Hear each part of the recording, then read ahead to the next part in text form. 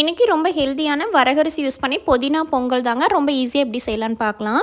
1 tumbler அளவுக்கு வரகரிசி எடுத்துருக்கோம். நீங்கள் இதுக்கு பதிலாக திணை, சாமை எது வேணாலும் சேர்த்திக்கலாம். அதே 1 டம்ளர் அளவுக்கு பாசிப்பருப்பு எடுத்து 3 to 4 மினிட்ஸ் மீடியம் ஃப்ளேமில் வச்சு சூடாகிற வரைக்கும் வறுத்துக்கோங்க. ரெண்டுமே ஈக்குவலாக எடுக்கும்போது தான் டேஸ்ட்டும் மனமும் நல்லாயிருக்கும். 2-3 டைம் வாஷ் பண்ணிவிட்டு 4 டம்ளர் தண்ணி விட்டு 1/4 மணி நேரம் ஊற வச்சுக்கோங்க. ஒரு மிக்ஸி ஜாரில் 1 கைப்பிடி புதினா, 1 துண்டு இஞ்சி, 1/2 டேபிள் ஸ்பூன் சீரகம், 1/2 டேபிள் ஸ்பூன் மிளகு, 1 வரமிளகாய் சேர்த்து ஒரு ஓட்டு ஓட்டிட்டு 1/2 டம்ளர் தண்ணி விட்டு நல்லா நைஸ் பேஸ்ட்டாக அடித்து வச்சுக்கோங்க.